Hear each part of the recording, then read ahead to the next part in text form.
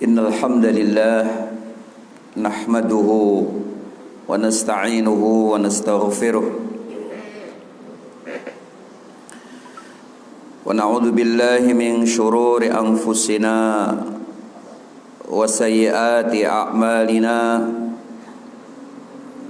may yahdihillahu fala mudilla lahu wa may yudlil fala hadiya lahu wa ashhadu an la ilaha illallah wahdahu la syarika lah wa ashhadu anna Muhammadan abduhu wa rasuluh.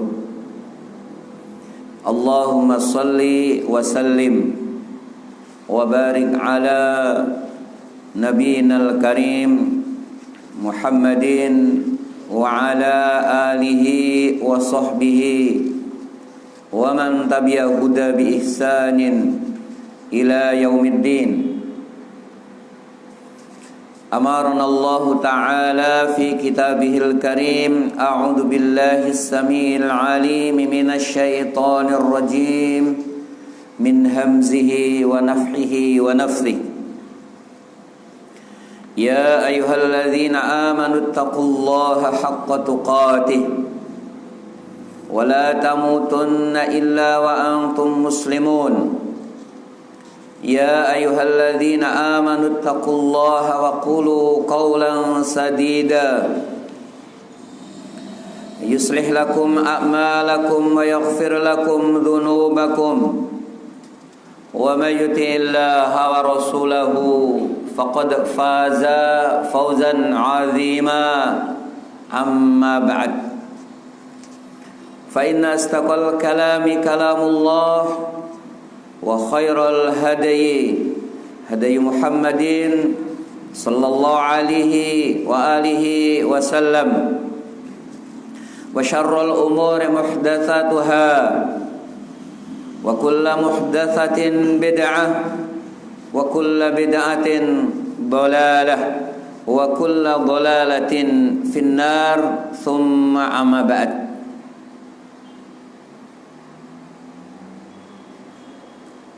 Hadirin rahimani wa rahimakumullah. Kita bersyukur pada kesempatan ini Allah kembali pertemukan kita. Mudah-mudahan Allah memberikan ganjaran kepada kita. Bahkan mudah-mudahan pula Allah ampuni dosa-dosa kita. Lebih dari itu, mudah-mudahan Allah tambahkan ilmu kepada kita, tentu ilmu yang bermanfaat.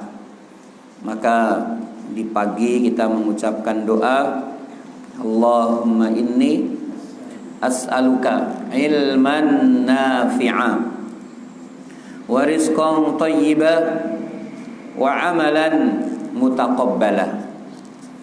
Ya Allah, aku mohon kepada Engkau ilmu yang bermanfaat,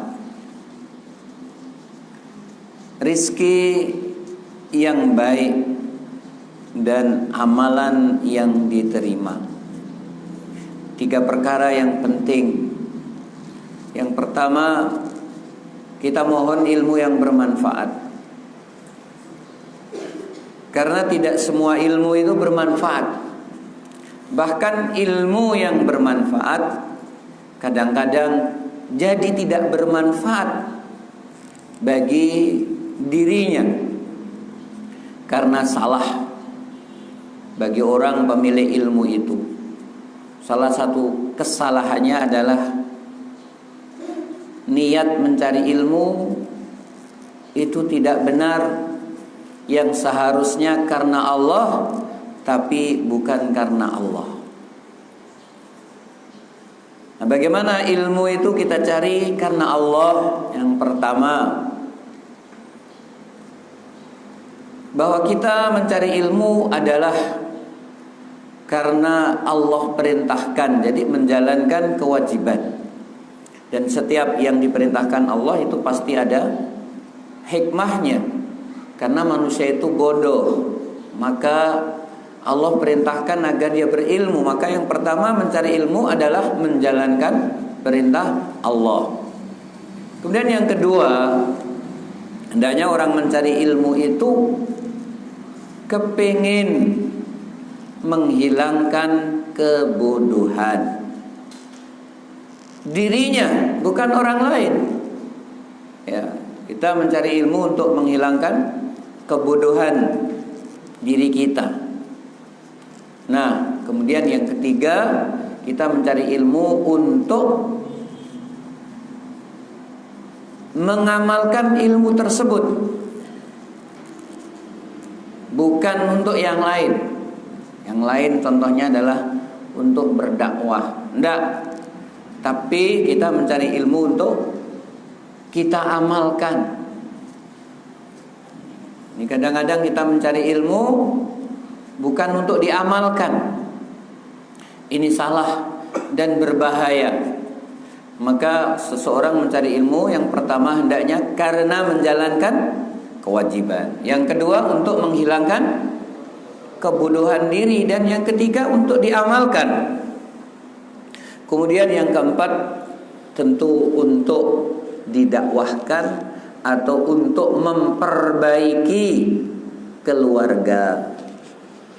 Kemudian nanti meluas kepada orang lain. Nah, itu untuk nomor yang paling belakang. Makanya anak-anak yang belajar di pesantren tidak boleh niatnya untuk jadi ustadz, nggak boleh. Jadi ustadz tukang ngajar nggak boleh. Otomatis kalau punya ilmu pasti nanti akan menjadi ustadz. Tapi kalau niatnya untuk itu nggak boleh. Tapi yang pertama karena menjalankan kewajiban sebagai orang muslim. Maka orang tua pun juga seperti itu. Kenapa mendidik anaknya belajar agama? Menjalankan kewajiban. Yang kedua untuk menghilangkan kebodohan. Karena manusia itu jahulan, jahil. Allah katakan bahkan Nabi sendiri, ya, wa wajadaka dhallan fahada. Aku dapati kamu dalam keadaan dhal, fahada, kemudian aku beri petunjuk. Itu Nabi SAW. Bagaimana dengan kita? Nah, kemudian yang selanjutnya adalah untuk diamalkan. Yang keempat untuk didakwahkan.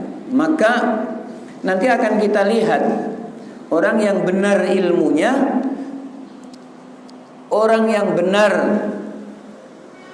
niatnya, ya, itu kita akan lihat orangnya semakin baik atau semakin tidak baik. Ya.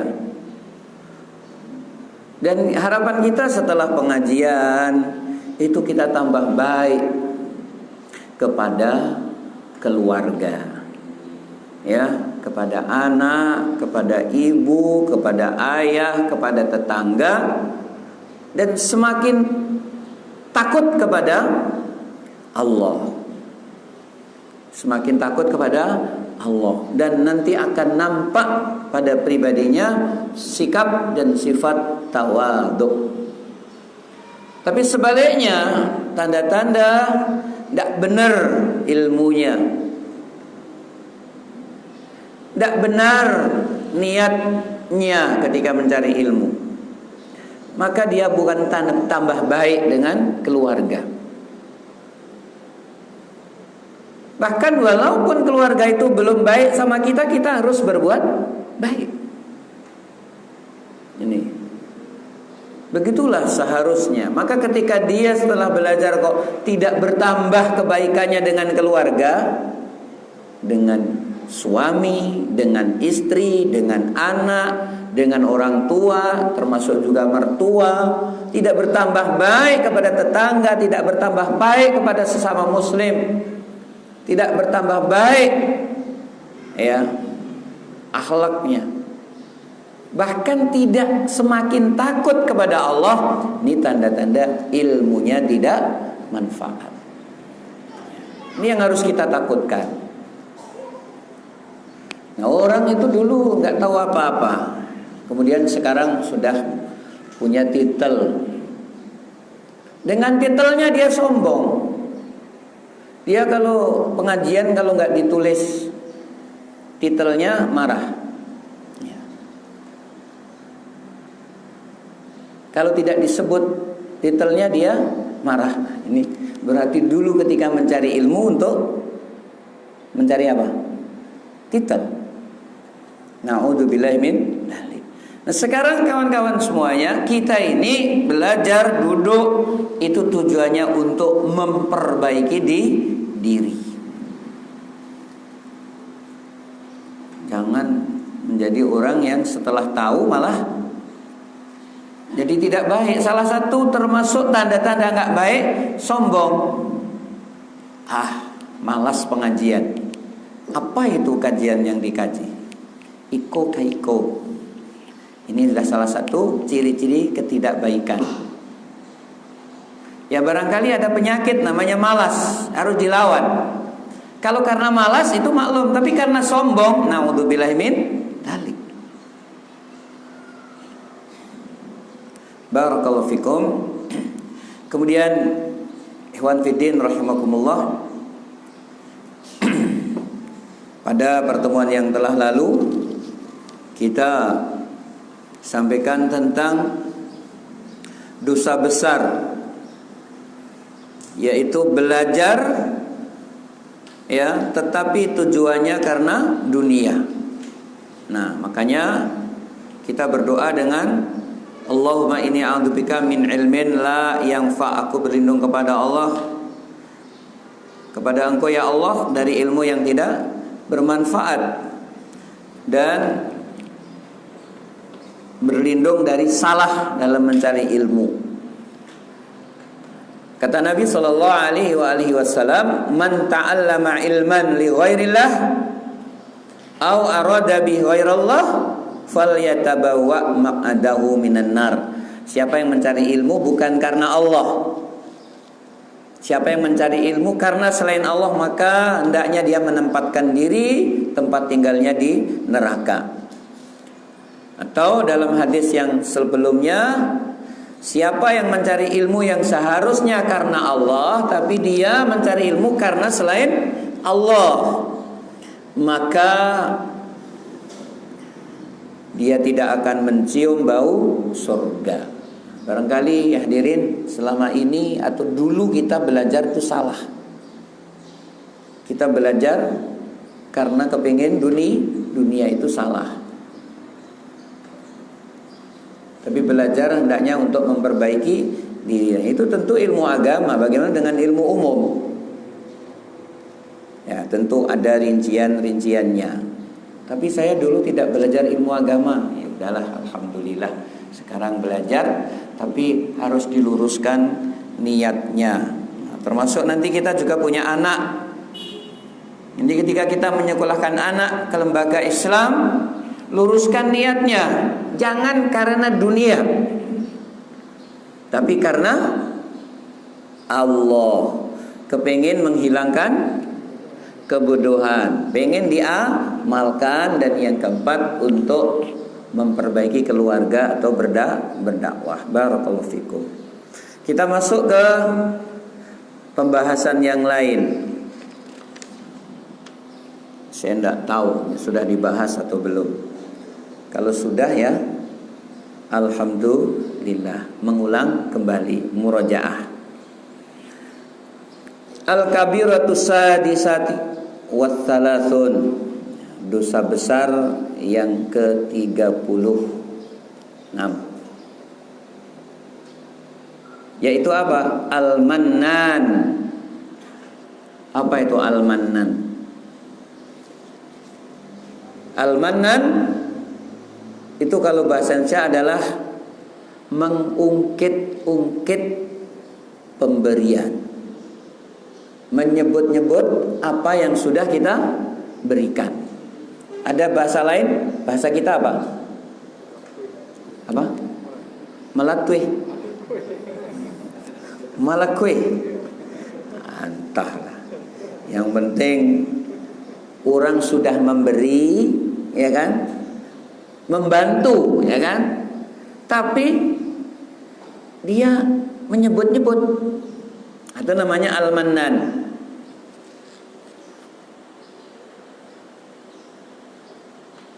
Jadi ada seseorang memberikan bantuan, macam-macam bantuan itu, pinjaman, ya. Kemudian suatu saat dia mengungkit pinjaman itu, Allah kamu tidak tahu, ingat tidak dulu saya pernah membantu kamu. Itu namanya al-mannan. Ya, di dalam Al-Quran Allah Subhanahu wa taala berfirman, ya ayyuhalladzina amanu la tubtilu shadaqatikum bil manni wal adha.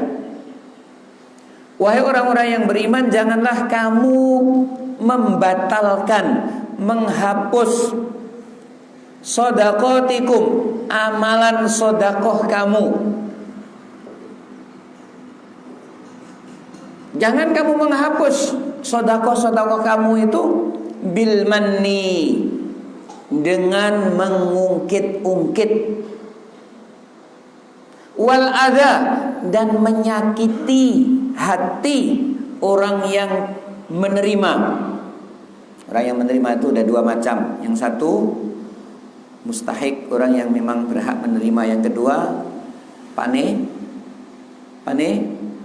panitia. La tubtilu, jangan kamu batalkan shadaqatikum, sedekah kamu, bil manni, dengan cara satu, kamu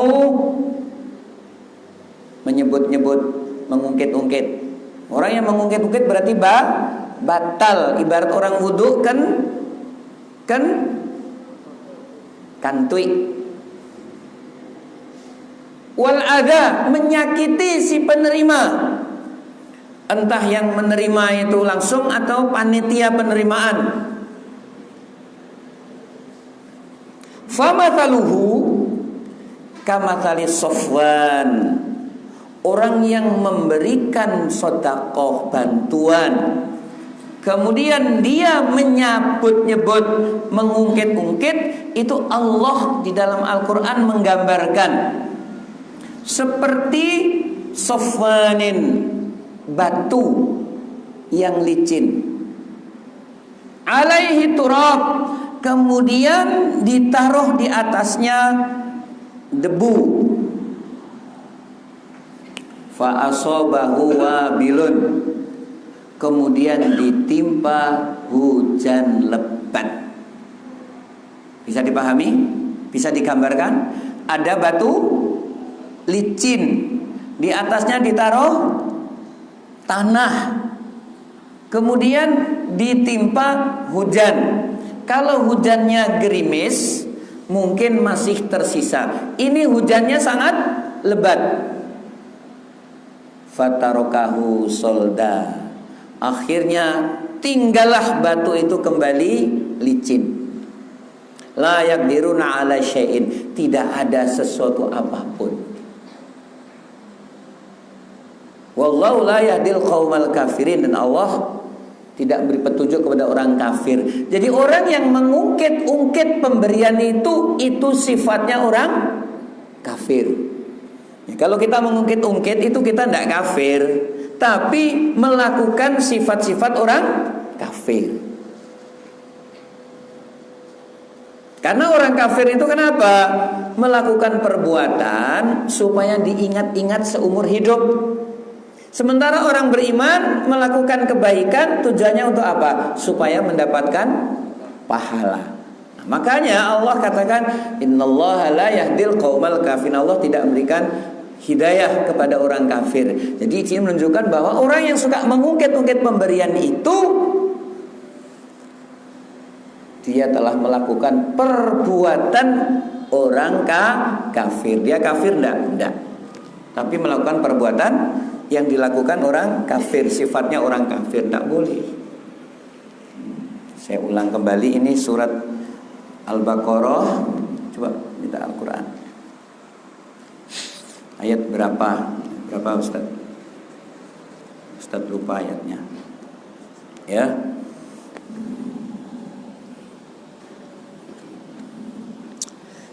Ini enggak praktis pakai. Ada Al-Qur'an Android. Ini antum, ini penting sekali ya, antum catat ya.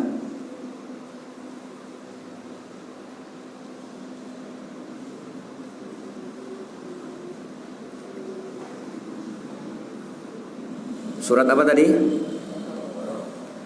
Iya, ayat yang ke 264. 264 Surah Al-Baqarah. Ini Allah mengingatkan kepada orang yang beriman supaya tidak membatalkan sedekah. Supaya tidak menghapus semua amalan kita. La tubtilu shadaqatikum bil manni wal adha.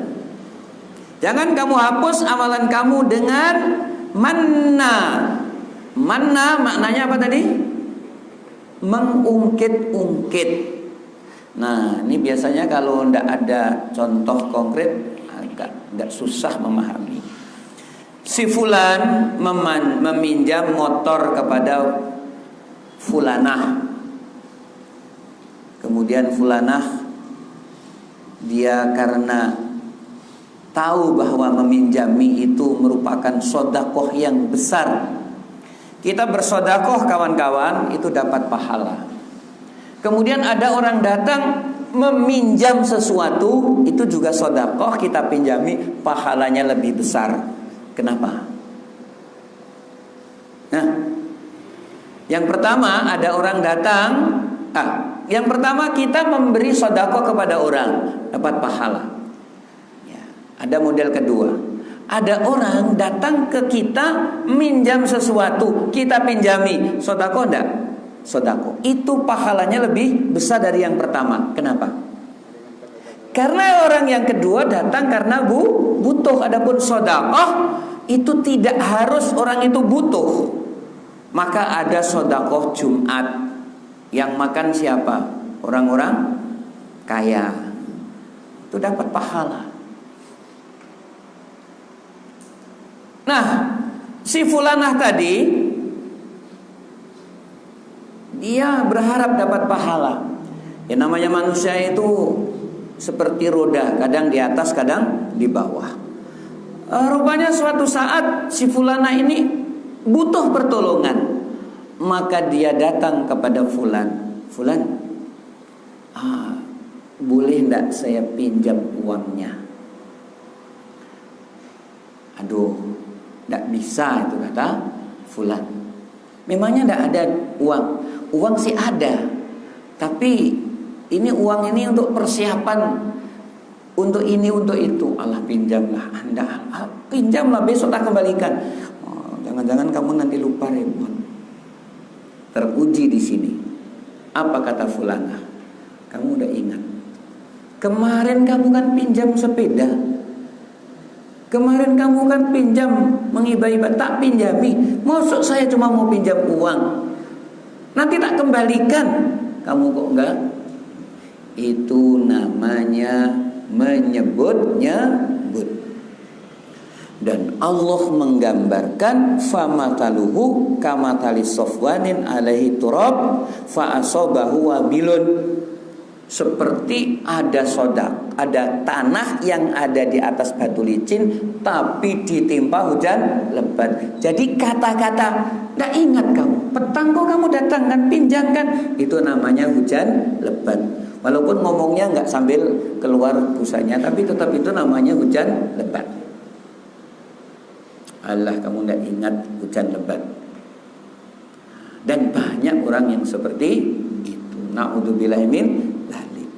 Wal adza, menyakiti si penerima, menyakiti panitianya. Nah, ini harus kita hindarkan. Ya. Sayang uang 1 juta hilang. Sayang uang 1 miliar hilang. Kalau antum infak 2.000, ya kan, sama tukang parkir, ya kan, Nih, rupanya motornya lecet. Kamu sembarangan. Kamu tadi sudah tak kasih 2.000, nggak jaga. Nah, itu namanya menyakiti si penerima. Nah, cuman 2.000 nggak apa-apa hilang. Ini 100.000, 100 juta, 1 miliar harus dijaga. La tubtilu shadaqatikum bil manni. Jangan kamu batalkan sedekah kamu dengan manna. Apa manna tadi? Mengungkit-ungkit. Ya. Dan gambarannya orang yang mengungkit itu seperti hujan lebat. Kemudian Rasul sallallahu alaihi wasallam beliau bersabda, ya, salasatun la yukallimuhumullahu wa la yanzuru ilaihim yaumal qiyamati wa la yuzakkihim wa lahum adzabun alim. Ya, 3 kelompok yang mana Allah tidak akan mengajak bicara kepada mereka. Tidak pula Allah memperhatikan mereka. Ini perhatian dengan penuh kasih sayang. Tidak ada itu. Yaumal qiyamah, nanti di hari kiamat. Wala yuzakkihim, dan Allah juga tidak membersihkan mereka dosa-dosanya maksudnya. Walahum adzabun alim, malahan Allah akan mengazab dengan adab yang pedih. Ya, 3 kelompok. 3 kelompok manusia yang tidak akan satu diajak bicara. Padahal semua manusia nanti akan diajak bicara. Tidaklah manusia kecuali nanti akan diajak bicara oleh Allah, dan tanpa penterjemah. Tidaklah dia melihat ke depan kecuali amalnya, melihat ke kiri kecuali amalnya, melihat ke depan tidaklah dilihat kecuali neraka. Makanya Nabi SAW mengatakan, takutlah kamu kepada Allah, jagalah jangan sampai masuk neraka, walaupun hanya sedekah dengan kurma, ya, satu biji kurma. Nah, orang akan diajak bicara, rupanya ini tidak diajak bicara. Nah, orang kalau sudah nggak diajak bicara oleh Allah itu klaimnya klaim buruk. Celaka orang ini. Yang kedua, wala yang dulu tidak diperhatikan oleh Allah, yaitu perhatian dengan penuh kasih sayang. Dicuekin, ya. Wala yuzakkihim, dan tidak dibersihkan mereka. Apanya? Dosanya. Walahum adzabun alim, malahan dia diadab dengan adab yang pedih. Na'udzubillahi min dzalik. Nah, 4 hukuman ini akan ditimpakan kepada 4 golongan manusia. Berapa? 3. Nah, 3 ini kita harus tahu, ya. Ya, kita tahu supaya kita menghindari. Yang pertama, al-mannanu. Al-mannanu, orang yang mengungkit-ungkit pemberian. Nah, kenapa orang mengungkit-ungkit pemberian kok sampai mendapatkan hukuman yang berat? Karena berarti dia melakukannya bukan karena Allah, dan dia telah melakukan perbuatan daripada orang kafir. Jadi mengungkit-ungkit pemberian itu adalah perbuatan orang kafir. Pelakunya kafir enggak? Enggak. Ini orang kafir itu memberi sesuatu, berarti orang kafir itu telah bersedekah, tapi dia tidak dapat pahala. Ya, tapi orang kafir itu telah melakukan perbuatannya orang yang beriman. Orang kafir sedekah, bukan sedekah, memberi sesuatu. Itu melakukan perbuatannya orang mukmin. Nah, sekarang mengungkit-ungkit pemberian itu adalah perbuatan orang kafir. Sifatnya orang kafir yang tidak boleh kita lakukan. Maka Allah mengancam dengan wallahu la yahdil qaumal kafir. Allah tidak memberikan petunjuk kepada orang kafir, menunjukkan bahwa itu adalah sifat-sifat orang kafir. Al-Mannan, mengungkit-ungkit pemberian. Seharusnya ketika kita melakukan sesuatu, kemudian apapun yang terjadi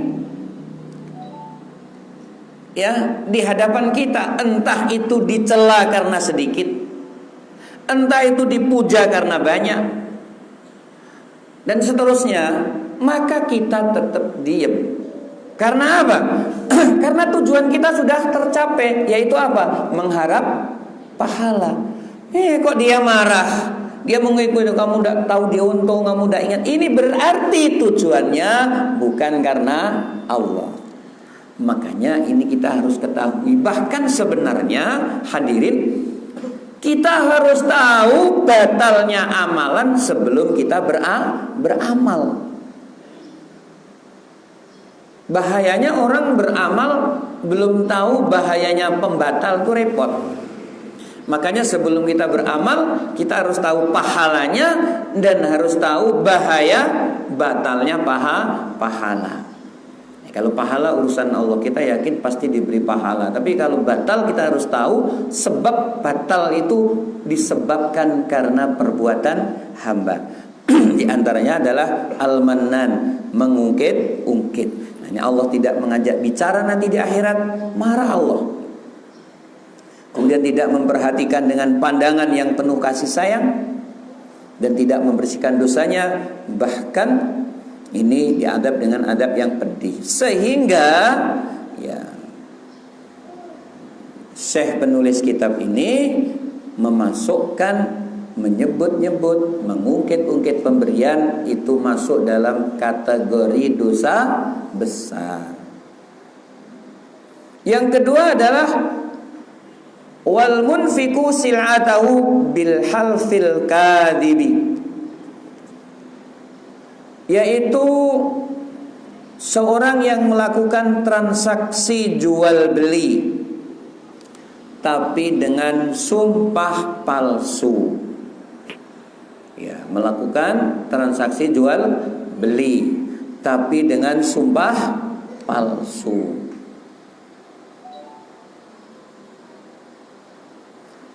Jual beli itu merupakan satu muamalah yang Allah menghalalkan. Ya, dihalalkan jual beli itu. Yang diharamkan kalau melakukan perbuatan kedzaliman, riba contohnya. Dan di sini termasuk juga berdusta. Sementara dustanya di sini diembel-embeli dengan sumpah yang tentu sumpahnya menyebut nama Allah. Allah melarang kita ini bersumpah dengan menyebut nama Allah, tapi untuk hal-hal yang itu tidak penting. Ya, di Al-Quran dilarang, janganlah kamu bersumpah, gampang sumpah itu tidak boleh. Yang menyebut nama Allah itu untuk hal-hal yang penting. Ini siapa yang buat? Saya. Ya Bu, demi Allah. Tidak perlu. Kemudian orang yang gampang sumpah, ini adalah salah satu indikasi bahwa dia adalah orang yang suka berdusta. Hadirin, hati-hati ya. Antum jangan gampang sumpah, karena salah satu indikasi orang yang pendusta adalah sedikit-sedikit sumpah. Ini loh, ini demi Allah loh. Karena apa? Dia menyadari bahwa ucapannya tidak akan dipercaya oleh orang lain. Maka dia mengeluarkan taringnya. Taringnya apa? Sumpah. Tapi kalau orang itu jujur, tidak pernah dia akan mengeluarkan sumpah. Makanya kalau orang sedikit-sedikit sumpah, langsung antum hati-hati. Ini gampang berdusta. Bahkan tanpa sadar dia mengatakan, yang ini saya jujur loh Allah, wallahi.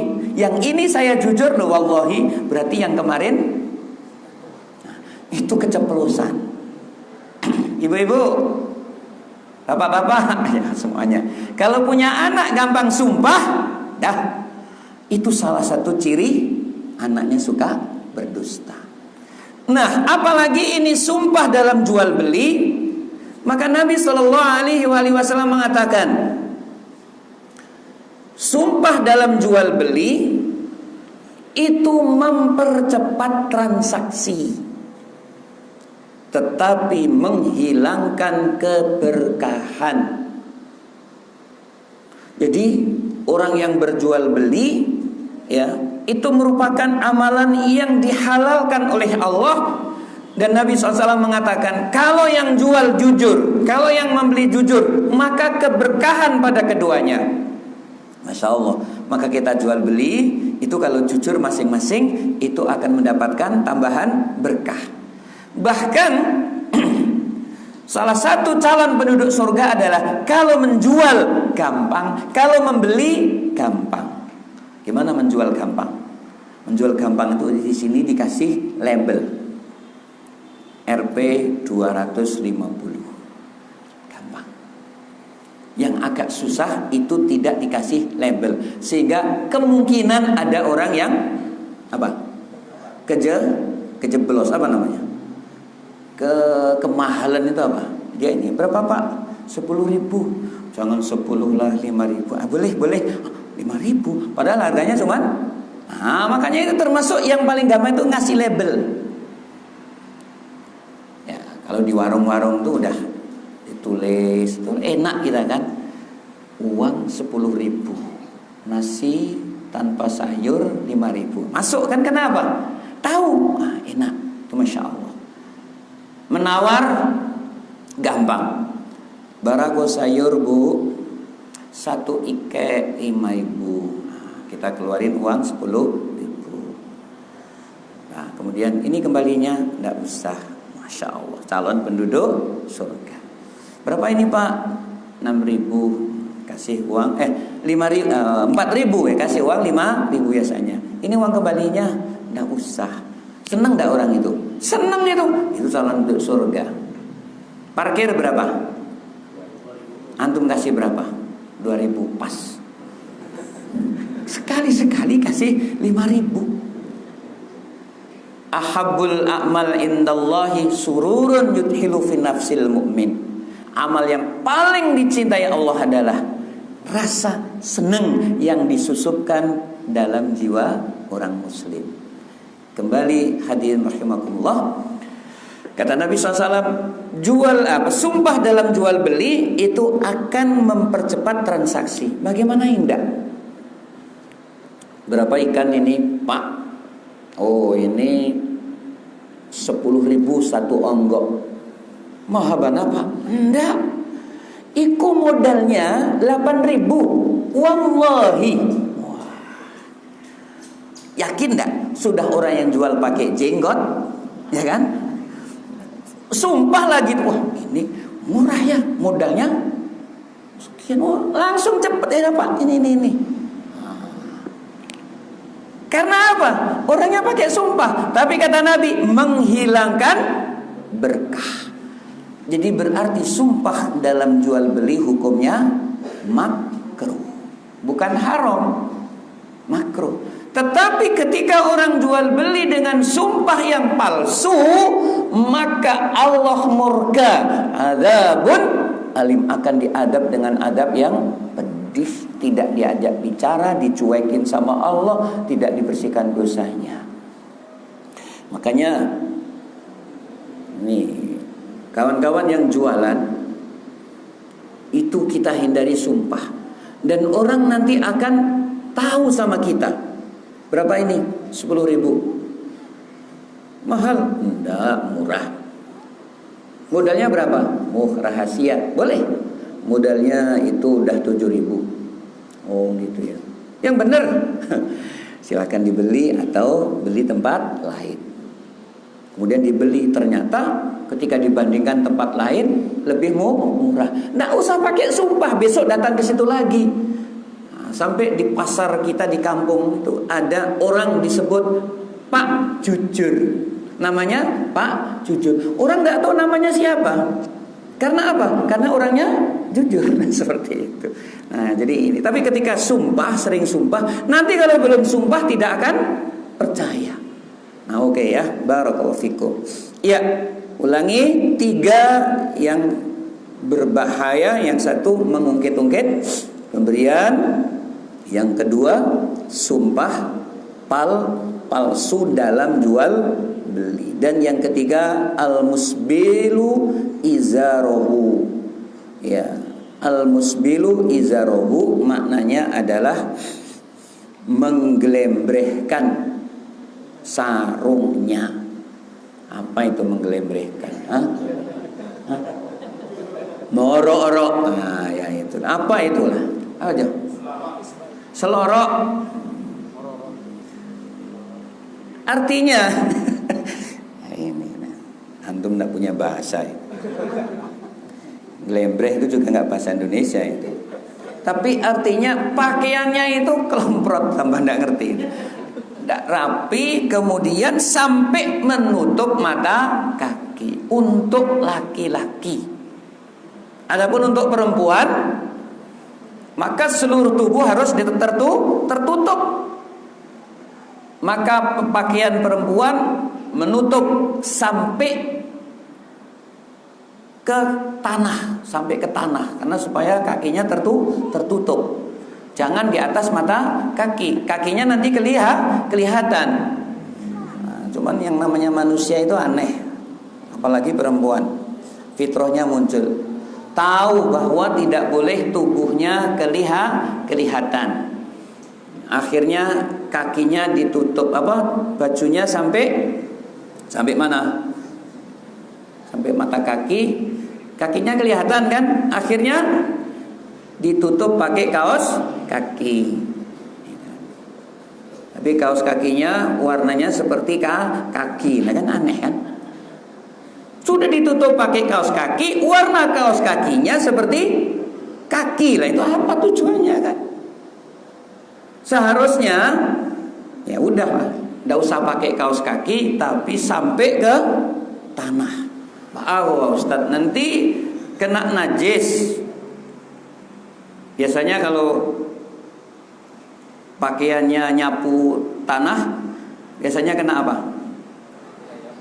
Tele ayam enggak najis. Najis enggak tele ayam? Enggak. Yang najis tele tele anjing, tele cicak malah enggak itu loh ya. Tele yang najis itu tele ayam enggak najis, karena Nabi SAW mengatakan bahwa apa yang sepakat para ulama bahwa apa yang halal dimakan maka kotorannya boleh, kotorannya tidak najis. Yang itu kan unta itu halal dimakan kan, maka air kencingnya tidak najis, bahkan air kencingnya diminum tuh. Jadi air kencing kambing najis enggak? Enggak, tapi bau. Ya, itu. Tapi enggak najis. Jadi kalau antum kena air kencing kambing maka itu tidak najis, cuman masalahnya bau. Bau itu sesuatu yang harus dihindarkan.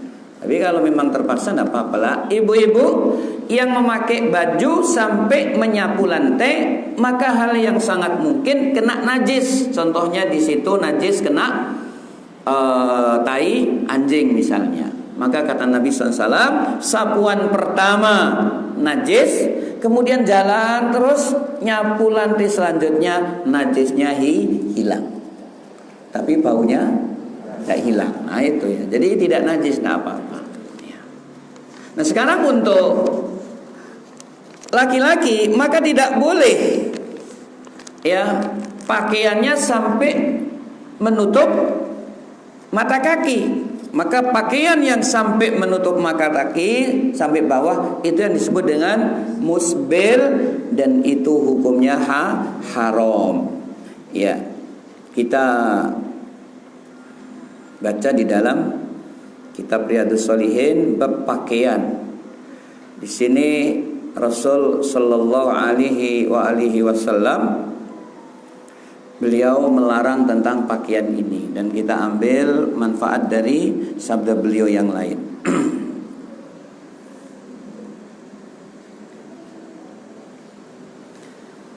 Wan Abi Jurayyin Jabir bin Sulaim radhiyallahu anhu qala ra'aitu rajulan yasdurun nasu an ra'yihi. Ini seorang sahabat yang dia pada waktu itu belum masuk Islam. Ya. Dia mengatakan, aku melihat seorang laki-laki yasdurun nasu an ra'yihi, yang manusia menjadikan dia itu sebagai rujukan. Jadi ada laki-laki tapi jadi rujukan semua orang. Dia memperhatikan, la yaqulu syai'an ila sadaru anhu. Tidak ada dia mengucap sesuatu kecuali semuanya nurut, mengikuti. Fakultu, maka aku bertanya, man hada, siapa orang itu? Qalu, maka semuanya menjawab, Rasulullah, dia adalah utusan Allah. Oh, pantasan semua perkataannya didengarkan, diikuti. Oh, rupanya dia utusan Allah. Kemudian qultu, dia pun mengucapkan salam, alaikassalam ya Rasulullah. Alaikassalam ya Rasulullah. Dia menguluk salam kepada Rasul sampai 2 kali. Tapi apa kata Nabi SAW? La taqul alaikassalam. Kamu jangan mengucapkan alaikassalam. Alaikassalam tahiyatul mauta. Karena kata-kata alaikassalam itu salam untuk orang yang sudah mati. Ya, jangan sembarangan ya. Ketemu kawan, alaikassalam. Apa masih hidup? Karena alaikassalam untuk orang dah mati. Kul, tapi untuk orang yang masih hidup, assalamu alaika. Ya, jadi selamatnya itu didahulukan. Assalamu alaika. Qala qultu, kemudian aku bertanya, anta Rasulullah, engkau adalah utusan Allah? Naam, iya. Dia mengatakan, aku adalah utusan Allah, yaitu Allah zat yang idza asabaka dzurrun, kalau kamu ditimpa kemadorotan, kalau kamu ditimpa kemadorotan, fada'autahu, kemudian kamu berdoa kepada Allah, kasyafahu anka, maka Allah akan memberikan pertolongan. Ya, kesusahan kamu akan dihilangkan. Wa idza asabaka amu sanatin, kalau kamu ditimpa amu sanatin, paceklik, fada'autahu, kemudian kamu berdoa kepada Allah yang mengutus aku, ambataha laka, maka Allah akan memberikan hujan sehingga tanaman-tanaman kembali tumbuh. Wa idza kunta bi ardin kufrin aw falatin, kemudian ketika kamu berada di satu tempat, di padang pasir, di tempat yang luas atau di hutan, fadallat rahilatuka, ya, kendaraan kamu hilang, fada'autahu, kemudian kamu berdoa, raddaha alaika, kendaraan kamu akan dikembalikan. Itulah Allah yang mengutus aku.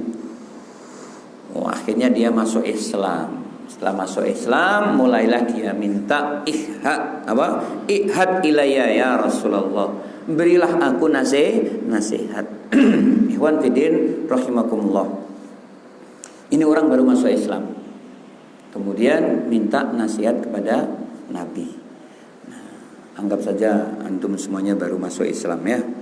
Kita dengarkan nasihat Nabi sallallahu alaihi wasallam. Qala, kata Nabi, wahai engkau yang baru masuk Islam, la tasubbanna ahadan. Satu, jangan pernah mencaci siapapun.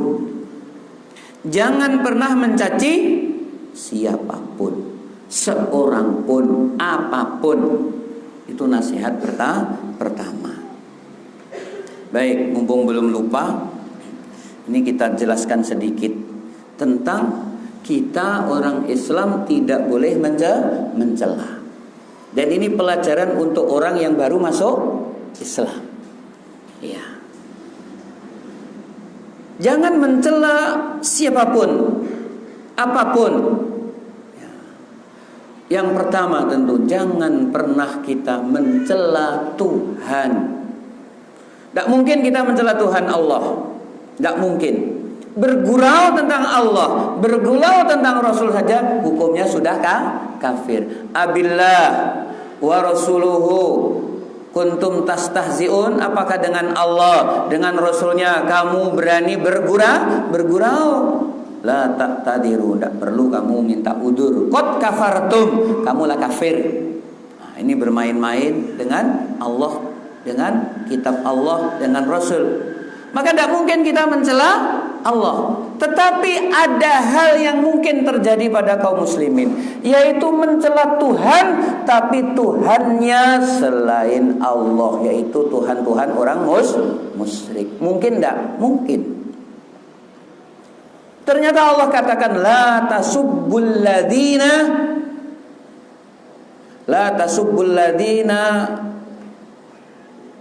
Ustaz ngantuk. La tasubbul ladina yad'una Allah, la tasubbul ladina yad'una min dunillah. Janganlah kamu mencela Tuhan-Tuhan yang disembah, ya, Tuhan selain Allah. La tasubbul ladina yad'una min dunillah wa tasubbullaha adwam bi ghairillah. Janganlah kamu mencela, mencaci Tuhan-Tuhan yang disembah, yaitu Tuhan selain Allah. Tidak boleh. Karena nanti mereka akan membalas mencaci Allah berlebih-lebihan tanpa dasar ilmu. Berarti kita tidak boleh mencela Yesus. Nih, tidak boleh mencela siapa?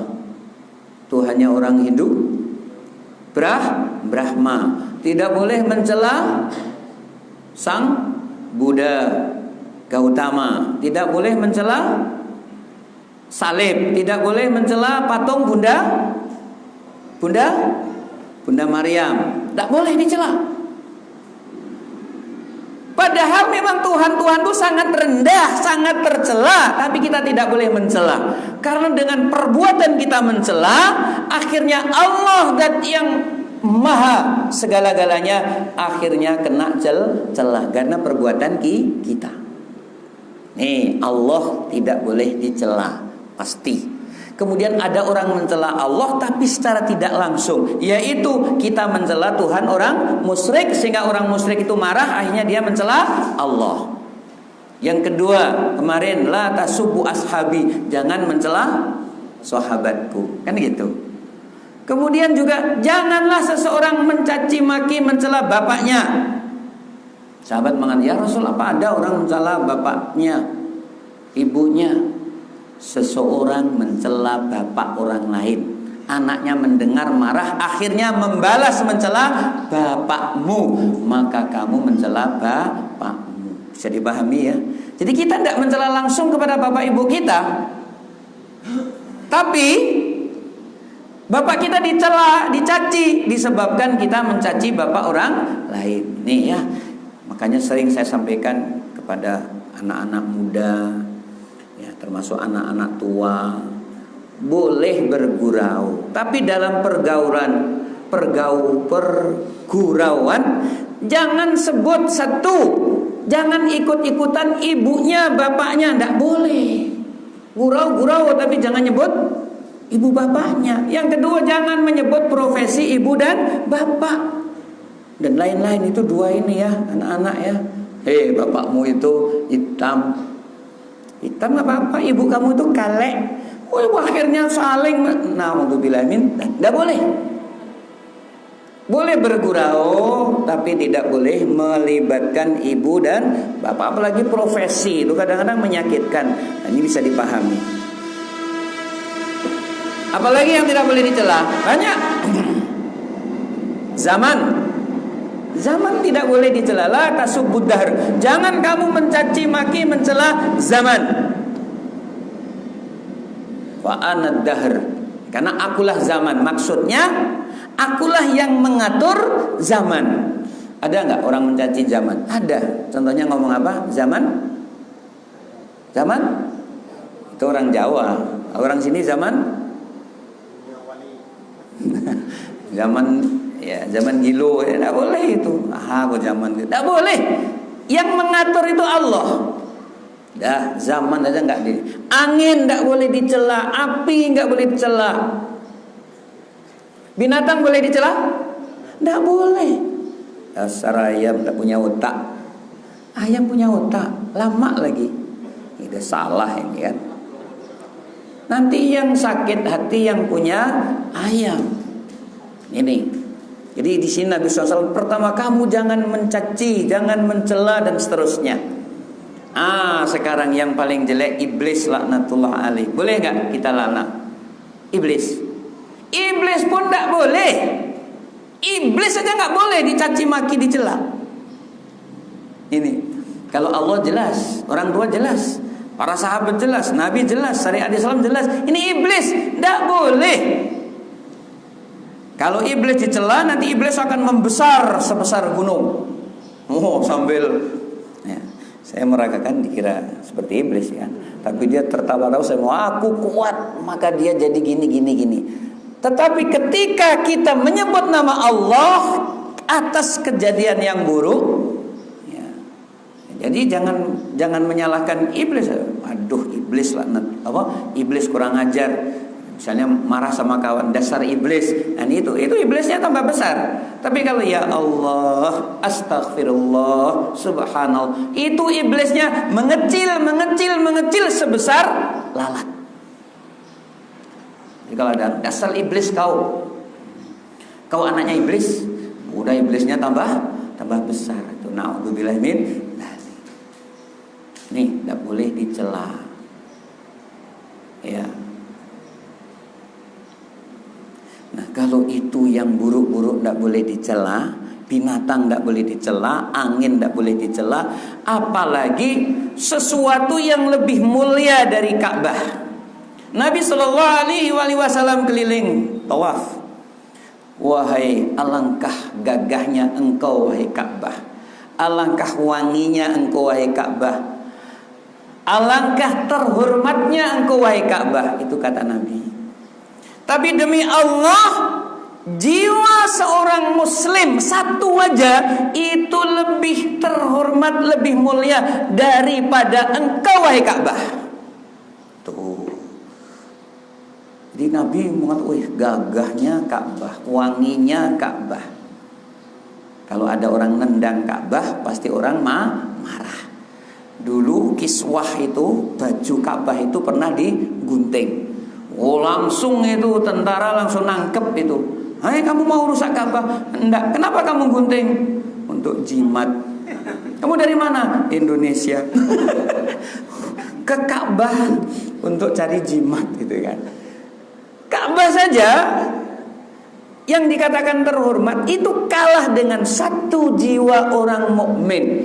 Maka kalau Ka'bah dihina orang pasti akan marah. Maka sudah seharusnya ketika ada saudara kita dihina, bahkan kita tidak boleh menghina, pasti kita harus lebih marah.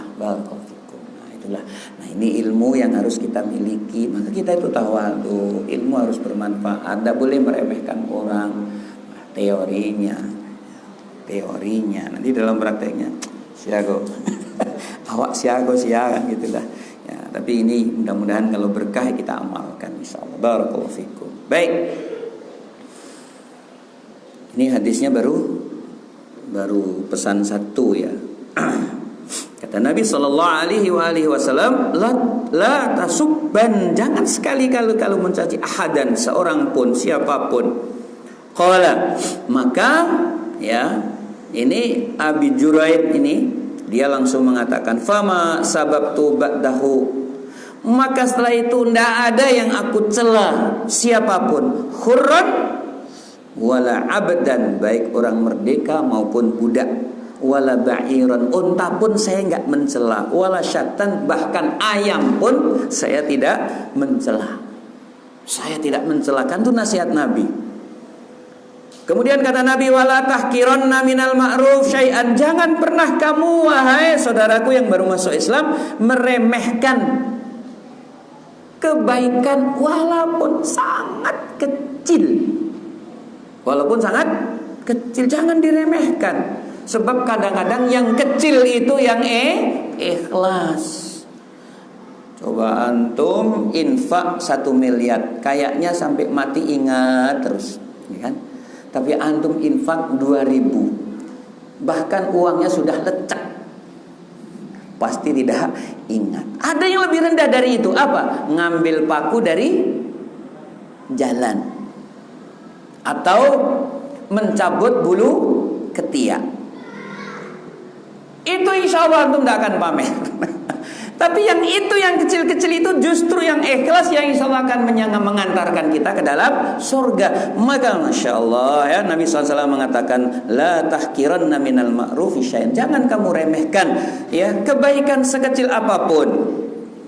Wa antu kallima akhaka wa anta mumbasitun ilaihi wajhuka, dan hendaknya ketika kamu sedang bercakap-cakap dengan saudara kamu, hendaknya dengan wajah yang berseri-seri. Nih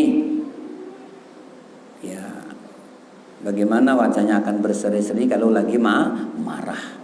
Tapi diusahakan kita wajahnya berseri-seri. Yang berseri itu apa biasanya? Gigi. Maka ketika hendaknya giginya nampak. Boleh diusahakan. Inna dzalika minal ma'ruf, itu bagian dari kebaikan yang tidak boleh diremehkan. Warfa izaroka, lah ini syahid pembahasan kita. Warfa izaroka, dan angkat sarungmu. Angkat sarungmu, jangan musbil. Ini kata Nabi kepada orang yang baru masuk Islam, irfa izaroka, angkat sarungmu ila nisfisab, sampai pertengahan betis.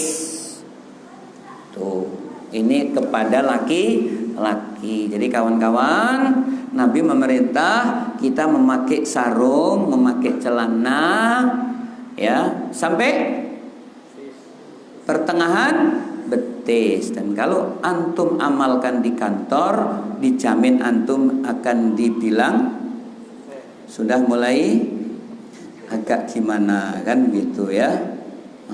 Maka saya tidak menyarankan itu. Karena saya termasuk yang keberatan. Ternyata Nabi SAW paham. Fa'in abaita, kalau kamu keberatan, kamu merasa malu, aku Nabi mesok gini. Rupanya Nabi tahu. Atau mungkin di akhir zaman di umatku nanti akan ada orang yang keberatan. Keberatan nggak antum? Di kantor sampai setengah betis, pecat antum. Nabi tahu ini umatku pasti gini. Akhirnya Nabi SAW mengatakan, ya, jika kamu merasa keberatan, in abaita fa'ilal ka'bain, maka sampai mata kaki. Alhamdulillah, ada kelonggaran. Coba kalau harus sampai pertengahan betis, bisa dibayangkan di kantor ini kayak apa ini kan. Tapi alhamdulillah rupanya Nabi, kalau kamu berat, kalau kamu tuh malu, ya udahlah, tapi batasannya jumpa sampai mata kaki. Artinya mata kakinya tidak boleh ketutup. Ya. Jangan subhat. Pas mata kaki, kadang naik, kadang turun. Pas di kantor, turunin. Di depan istri, naikin. Nah ini, udahlah. Kalau sudah di atas mata kaki, artinya seperti itu, insya Allah itu aman kan begitu ya. So banyak kawan-kawan yang mengambil hadis ini ya, kemudian pas tidak enak turunin, pas enak tidak boleh, karena ini termasuk perkara yang berat. Fa'ina fa'ilal ka'bain, kalau berat kamu ya udahlah ya di atas mata kaki. Wa iyyaka wa isbalal izar, jauhi oleh kamu isbal atau tadi ya orok atau gelembreh itu, fa innaha, karena perbuatan itu minal makhilah, termasuk perbuatan sombong. Wa innallaha la yuhibbul makhilah, Allah tidak menyukai orang yang sombong. Dan yang terakhir kata Nabi SAW, wa inimru'un satamaka wa ayyaraka bima ya'lamu fik fala tu'ayyirhu bima ta'lamu fih. Kemudian jika seseorang mencaci kamu atas kekurangan yang diketahui, kekurangan kamu itu diketahui oleh orang lain, sehingga kamu dicela, kamu bodoh, kamu tidak pinter, kamu kurus, ya dan sebagainya. Dia tahu memang seperti itu kondisinya. Fala tu'ayyirhu bima ta'lamu fih, jangan kamu membalas mencaci yang kamu tahu kekurangan pada dia. Kan biasanya kan gitu kan, kamu itu kurus, kamu ini kan gitu kan, itu istilah kita apa, kosong-kosong kan gitu, sama kan. Dia mencela jelek, kita membalas juga jelek kan. Jangan, kata Nabi SAW, fala tu'ayyirhu, jangan kamu membalas bima ta'lamu fih, ya, dengan yang kamu ketahui tentang kekurangan dia. Fa innama, karena ya, yang demikian itu wabalu dzalika alai, akan kembali celahan itu kepadanya. Dosanya akan ditanggung sama dia. Tapi kalau kamu membalas, ya sama-sama. Begitulah hadirin yang dirahmati oleh Allah, ya. Mudah-mudahan kita bisa mengamalkan apa yang dinasihatkan Nabi sallallahu alaihi wasallam kepada mu'allaf, orang yang baru masuk Islam. Apa yang pertama tadi? Jangan mencaci apapun. Jadi kita harus menjaga mulut. Yang kedua, jangan meremehkan kebaikan sedikit pun. Kemudian salah satu di antara contoh kebaikan yang sering diremehkan adalah wajah senyum. Kemudian kalau kamu dicaci karena memang ketahuan kekurangan kamu, jangan kamu balas dengan apa yang kamu tahu, karena itu semuanya akan balik kepada dia. Barakallahu fiik. Kemudian yang terakhir sekali, ya, salah satu la yaqbalullah minhum sorfan wala adalan.